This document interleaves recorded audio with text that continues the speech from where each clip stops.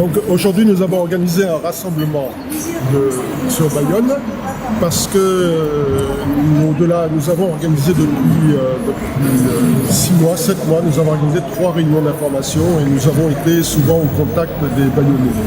Et nous avons été effarés par les méthodes d'Enedis et de ses prestataires et qui n'acceptent, qui vont au-delà et qui ne veulent pas tenir compte du refus de ces Bayonnais. Donc nous pensons que la Enedis met les bouchées doubles en ce moment parce qu'ils sont montés la contestation et nous avons pensé que la position de la mairie n'était pas suffisante. En fait, la mairie se lave un peu les mains et laisse les Bayonnais à la merci des prestataires d'Enedis. Donc c'est pour ça que nous faisons ce rassemblement, pour faire pression, parce qu'il y a un conseil municipal le 18 octobre et nous souhaitons que le conseil municipal et le maire prennent un arrêté qui interdise la pose des compteurs au moins pendant un certain temps, le temps d'un débat démocratique, le temps de voir venir un peu et de respecter, de faire en sorte que l'ordre public soit respecté. Il y a des moyens juridiques pour poser un arrêté, même si cet arrêté peut être mis en cause ultérieurement. Il faut juste avoir le courage de prendre des décisions. Et nous espérons que le prochain conseil municipal, cet arrêté soit décidé pour respecter, pour débattre, pour que la démocratie retrouve un sens ici à Bayonne. Aujourd'hui, tous les indicateurs sont négatifs concernant le Linky. Il ne se passe pas une semaine sans qu'on ait des articles, des études relatées par des organismes officiels ou par des associations qui donnent une vision du Linky totalement négative. Tous les indicateurs sont au rouge, aussi bien sur le plan économique, sur le plan sanitaire, sur le plan social. Et donc, nous sommes en train de nous poser la question de savoir quelle légitimité a le Linky. Et de cette question découle le fait qu'il faut aujourd'hui, avec les données que l'on a, les études, stopper le déploiement du Linky. Donc, en tant que porte-parole du collectif anti-Linky d'Anglet, Cala, nous demandons à ce que les élus du Pays Basque prennent un moratoire pour stopper le déploiement du Linky sur leur territoire. Le stopper, quel que soit le désir des gens. Le stopper qu'ils le veuillent ou qu'ils ne le veuillent pas. Puisque le rapport du Centre scientifique et technique du bâtiment montre bien que les ondes CPL utilisées par le Linky sont générées dans toutes les installations, aussi bien celles des gens qui ont le Linky que dans les domiciles, les logements de ceux qui n'en ont pas, dans les quartiers où le Linky a été déployé. Ça veut dire que ça impacte tout le monde déjà en termes sanitaires. Ensuite, au niveau économique, on voit bien, et les études l'ont prouvé, que le système a été biaisé, c'est-à-dire que les conclusions d'Enedis ont été minimisées sur la durée des compteurs. Par exemple, les compteurs ne durent pas plus de 10 ans.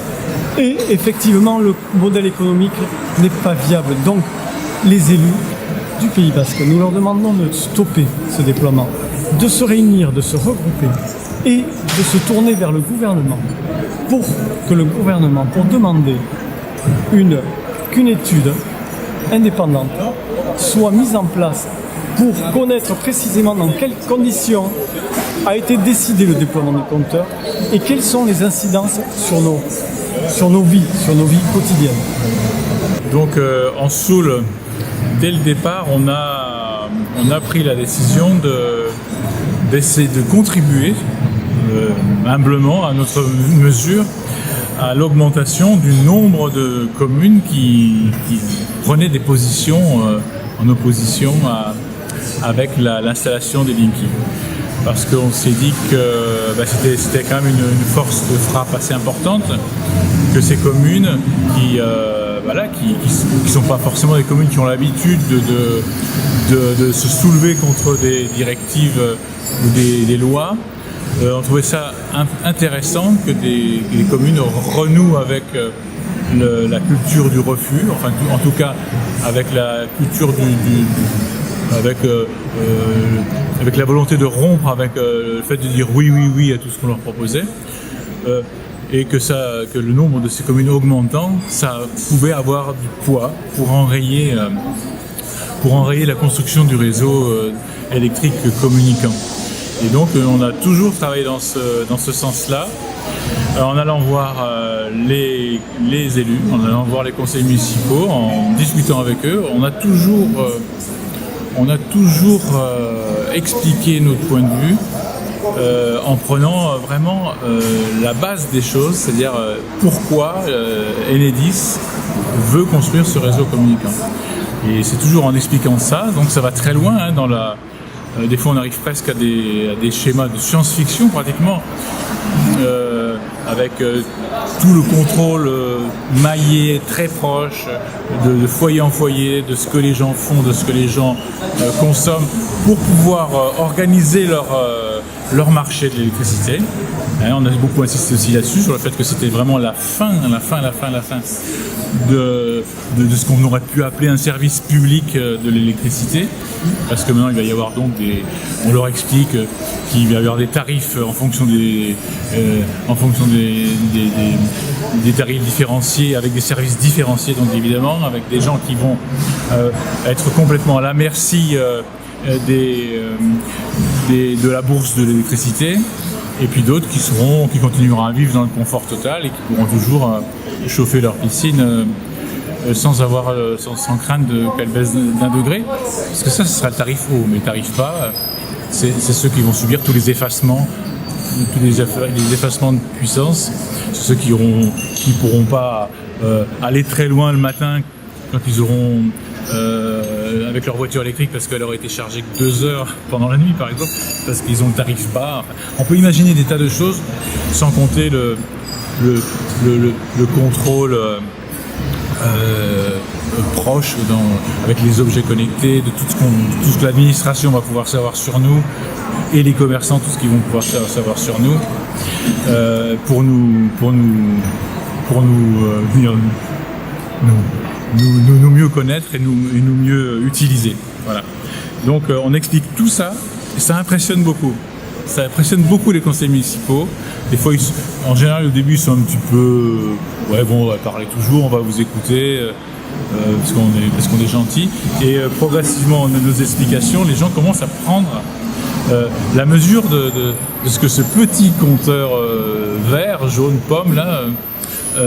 voilà, il paraît anodin, ça. Mais voilà, comme le dit Enedis, c'est la première brique d'un système monumental qui va permettre un contrôle de la population vraiment détaillé, maillé, à la seconde près, etc.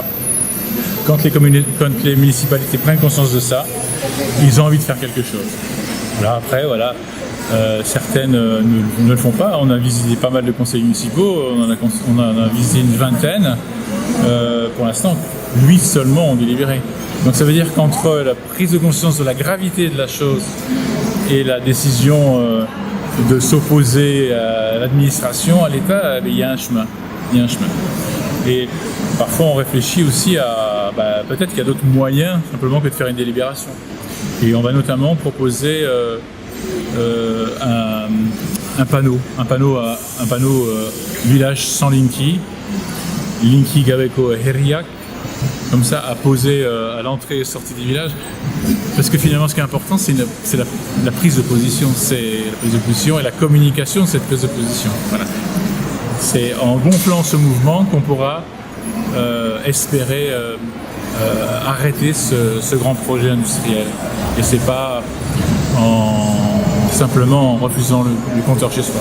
Hein, je pourrais dire un mot sur cette histoire du compteur chez soi.